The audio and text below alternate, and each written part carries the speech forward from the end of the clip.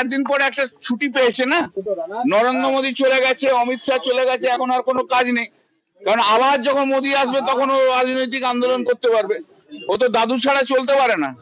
হ্যাঁ, তাই জন্য দাদুকে চাই, বড় দাদু মেজো দাদু ওরা আসলে তবে আসবে, তাই আজকে আসছে। সে আসুক, যায়, সে সবাইকে আসার অধিকার আছে, আসুক। কিন্তু বড্ড লেট হয়ে গেল না, মোদী বলে গেল, অমিত শাহ বলে গেল, ওই সময় ব্যস্ত এত, তাই জন্য।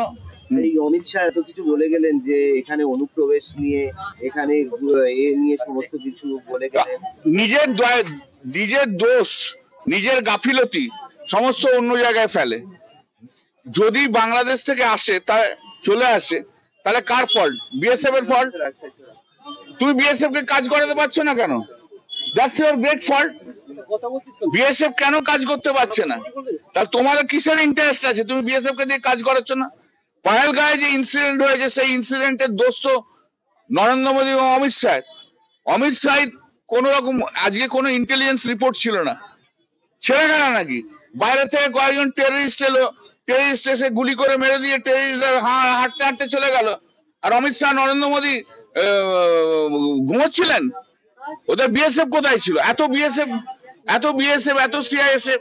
পশ্চিমবাংলাতে একটা ঢিল পড়লে সঙ্গে সঙ্গে 15টা সিআইএসএফ, 15 বিএসএফ, ভোট হলে 1500 কোম্পানি বিএসএফ সিআইএসএফ দেওয়ার জন্য ব্যস্ত থাকে। কিন্তু যেখানে আমরা কি জানি না পাকিস্তানকে নতুন টেররিস্ট কান্ট্রি হলো নাকি? পাকিস্তান তো অনেকদিন আগে থেকে টেররিস্ট কান্ট্রি ভাই, সবাই তো জানে। পাকিস্তান হচ্ছে টেররিস্টদের আতুর ঘরে, তো সবাই জানে। একে মোদী আর অমিত শাহ বলে বলে জানবো? অপদার্থ দুটো লোক এসছে, নরেন্দ্র মোদী আর অমিত শাহ। সবচেয়ে বড় অপদার্থ হচ্ছে অমিত শাহ, গোপাল ঠাকুর একদম। হ্যাঁ, গোপাল ঠাকুর সেই আসছে। এই আওয়াজ তো 2021-এও বলেছিল, এই আওয়াজ তো 2024-এ বলেছিল, সারা ভারতবর্ষব্যাপী বলেছিল না, ইসকা বাদ 400 বার বলে চলছিল 240। মুখে এমন ঝামটা খাবে না যখন 2024-এ নির্বাচন হবে, কিন্তু ওদের লজ্জা নেই, দোকান কাটা। আরে সবচেয়ে বেশি রিগিং তো অমিত শাহ করেছে, অমিত শাহ তো রিগিং মাস্টার। অমিত শাহ হচ্ছে রিগিং করার একটা মানে আইডিয়াল ম্যান। লোকে ওকে থেকে রিগিং করার কথা ভাবে। গুজরাটে কম রিগিং করেছে, ও তো রিগিং মাস্টার জেনারেল। ও এখন আবার সততার কথা বলছে। ওর কাজ ছিল দিনের পর দিন শুধু লয়ার্সের চেম্বারে বসে থাকার, বেল নেবো, এই নেবো, অমুক নেবো, তমুক নেবো। 10 বছর তো লয়ার্স চেম্বারেই কাটিয়ে দিয়েছে বেল নেওয়ার জন্য। কত ক্রাইম করেছিল, কত করেছিল। পরে সরকারে এসছে, যাই হোক, সেসব কেস ফেস গুলো এদিক ওদিক হয়ে গেছে আর কি, ঠিক আছে না? অপারেশন সিঁদুর করতে হলো কেন? অপারেশন সিঁদুর করতে হলো ওদের ব্যর্থতার জন্য। তো ওরা ব্যর্থ ছিল, সেদিনকে আটকাতে পারেনি টেররিস্টদের, তাই জন্য এখন মানুষকে ডাইভার্ট করার জন্য, অন্য কোনো চিন্তা ভাবনা গুলোকে ডাইভার্ট করার জন্য অপারেশন সিঁদুর বলছে। উনি তো অপারেশন সিঁদুর, অপারেশন বেঙ্গল বলেছে। আমরা তো একটা স্পেশাল সেশন চেয়েছি যে ওই পহেলগাঁওয়ের ইনসিডেন্ট নিয়ে বলার জন্য। উনি একবার পহেলগাঁওয়ের ইনসিডেন্ট পার্লামেন্টে বলুক, দেখবেন অপারেশন মোদী হয়ে গেছে, অপারেশন অমিত শাহ হয়ে গেছে। দাদা বলছি, केबीसी ढोंगे अमित शाह बोलें कि समय समाप्त हुआ, ममता जमानत से जब्त हो। उसका समय, अमित शाह का समय अभी खत्म हो गया, वो जानते हैं वो अच्छे से। नरेंद्र मोदी अमित शाह का समय खत्म हो गया, वो जानते हैं। শুনুন, যে অমিত শাহ নরেন্দ্র মোদী সরকার দুটো স্ক্র্যাচের ওপরে চলে না, দুটো স্ক্র্যাচ দিয়ে চলে, নিজের পায়ে দাঁড়াতে পারে না, তাদেরকে এসব কথা বলা মানায় না। চোরের মার বড় গালা।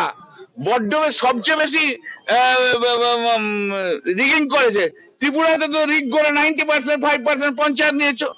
আসামে 80% পঞ্চায়েত করে নিয়েছো রিগিং করে। আরে রিগিং করবো কি? চিফ ইলেকশন কমিশনার তো তোমার হাতে অ্যাপয়েন্টমেন্ট, তোমার নিজের লোক, আরে তোমার ডিপার্টমেন্টের লোক অমিত শাহ। আমি আর অন্য ওয়ার্ড ইউজ করছি না, তাহলে আরো মুশকিল হয়ে যাবে। কনস্টিটিউশনাল পোস্ট হোল্ড করে একটু সম্মান দিয়ে বলছি, তো নিজের লোক। চিফ ইলেকশন কমিশনার তোমার লোক, ইলেকশন সব লোক তোমার লোক। তুমি তো বলেছিলে যে তখনকার সব সরকারি কর্মচারীরা আমাদের সঙ্গে আছে, 2024-এ বলেছিল না? তা সবাই তোমার লোক, বিএসএফ সিআইএসএফ তোমার লোক। শুধু একটা জিনিস তোমার নেই, যে বাংলার জনগণ তোমার সঙ্গে নেই, আর সব তোমার সঙ্গে আছে। গুন্ডা থেকে আরম্ভ করে, লুটেরা থেকে আরম্ভ করে, ধাপ্পাবাজ, খুনি, সব তোমার সঙ্গে আছে। ইলেকশন কমিশন তোমার সঙ্গে আছে।